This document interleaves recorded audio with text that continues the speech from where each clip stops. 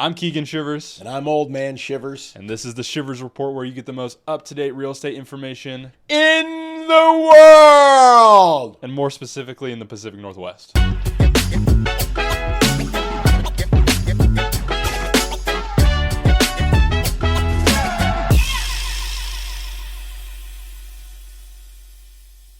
Is this the worst real estate market since the Great Financial Crisis?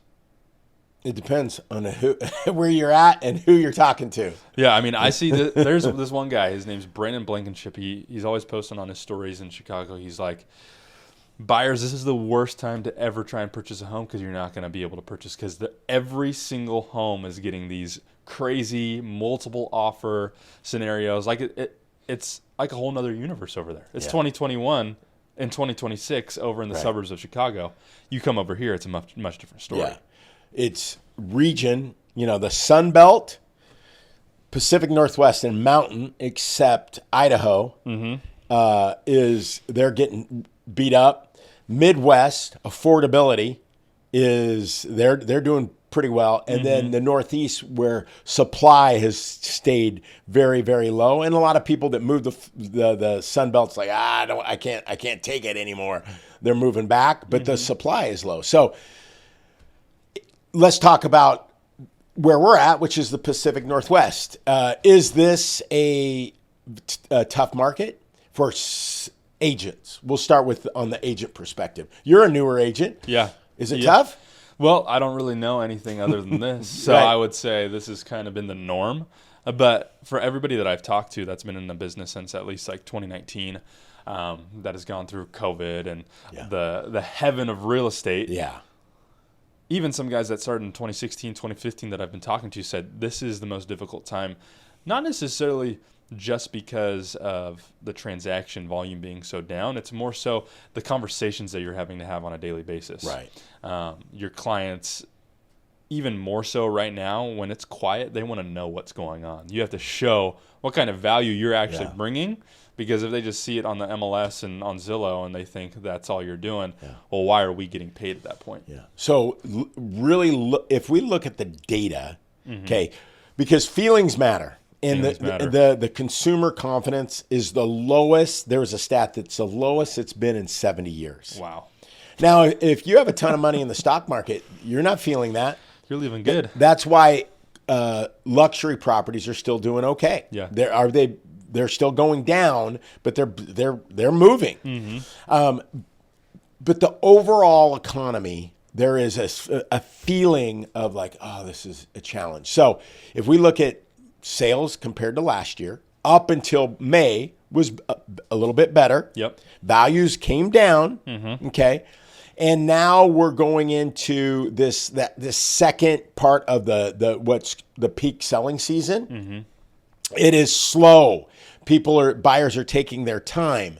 And majority of agents, 60% of all agents, didn't go through back in the day. I remember back in the short sale days, the Great Financial, I took a property. It took me 3 years to sell the property because it was a short sale. Yeah.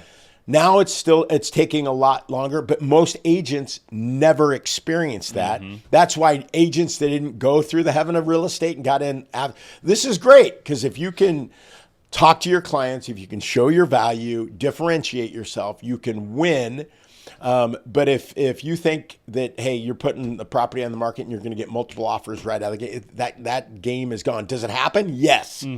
But it doesn't happen as often for sure. So when you compare it from now to 2021 we had 6.12 million existing home sales. Right now we're sitting around 4 million. That's a 33% drop in total transactions for all agents. Yep. So agents having to claw, scratch a lot more for the business that's out there because of that decrease. Right.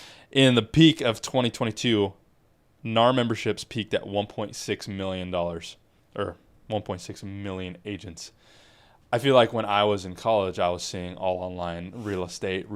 Everybody was becoming an agent. Your mom, your sister, your cousin, your nephew, everybody. That's dropped down to 1.2 million. Yeah. Because it's hard for agents, especially newer agents that haven't been in the business, who aren't necessarily on a team that have that backing. It's difficult. Yeah. I have a buddy, his name's J.R. McGee. He's out of Redding, California. Great guy.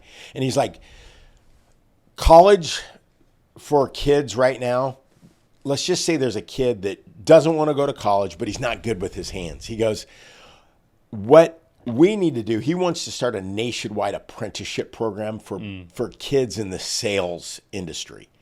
And I think that's a great idea because not every kid needs to go to college.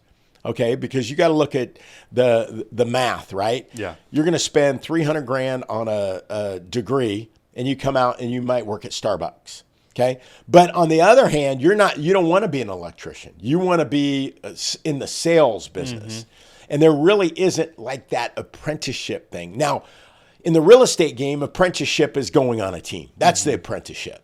Okay.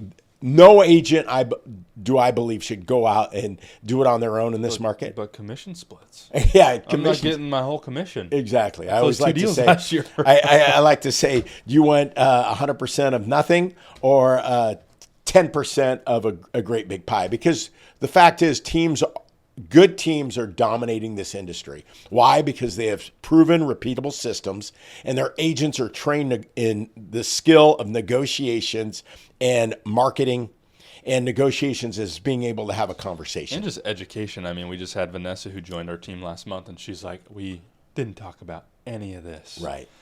And I think that's important that I don't think a lot of people realize how much really goes into being a real estate agent that is doing good for their clients. 100%. Being able to actually advise them in the right directions and be able to have those hard conversations. Because if you only have one deal and it's sitting there and you have no idea what to do, you have nobody to talk to, that's a tough spot to be in. Yeah. Because you got no advice, no expertise really. Like, you remember the social media thing that it wasn't true, but Trump, everybody is posting it. Trump saying that if you don't own a house, you can't be a realtor. And I posted something about that and people, that's ridiculous. But there is something about that. If, I get financial advisors coming to me all the time and they're like, hey, I was curious, are you interested in interviewing? I'm like, sure. Let me see your tax returns and let me see what you're invested in. And they're like, what? I go, well, I want to make sure the person that's advising me knows more than I do. Yeah. Because if you don't, why would I? Now, do I think you have to own a home to be an agent? Not necessarily. I think you should have at least owned a home or done flips or been an investor. But I mean, you got to know what the heck you're doing. Yeah. And just taking your real estate test should not give you the authority to help someone with one of their biggest assets that they'll ever transact. Yeah. Most people's net worth is in their houses. And someone that just got their license, I think there needs to be more of like that apprenticeship approach, because just joining a brokerage doesn't mean you know anything about business, about negotiation, pricing, economics, tax strategies, stuff like that. Yeah, I mean, there's a lot that goes into it, and why there's some people that are taking over market share right now, and a lot of people are struggling. For somebody who might be looking at it where it's like, okay, I want to get into real estate more. They have their job that they're working. Maybe they're doing real estate part-time. Do you think real estate is something you can do part-time? I mean, it was talked about a lot before where I was, you could do real estate as a part-time gig. Do you think we're at that point right now?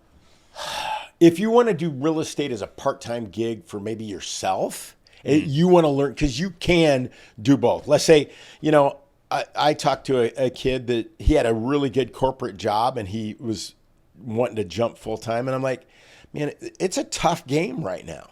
I mean, but on the other hand, you got a agent like Vanessa that did one listing in 3 years on another organization. And one after our training program, she's taken 6 listings on our team, because she knows it doesn't take. It's not rocket science. It's a system, and it's daily habits of making sure you're educated on the national market and the local market. And then you got to go out and do the work. Yeah. And this isn't a part-time gig. No. If you want to help your clients to the best of your ability. I mean, there's just no way at that point you can really compete or claim to compete with people who are in the business 24/7, have a marketing budget that is quite large for especially bigger teams. Right. I mean, that's a hard sell to be going into somebody's house and tell them what you're going to be able to do to net them more money than somebody else that backing. That's why we have more people cancel listings than before, because you got agents out there that someone will say, I want to get $700,000 for my house. And they go, okay. Kind of like that a property that you bought that was on the market at $500 and you bought it for how much? $267. Yeah, because the agent overpriced it for 2 years and the guy got himself in trouble. Yep. That shouldn't happen in our industry, and those type of things should not happen. No.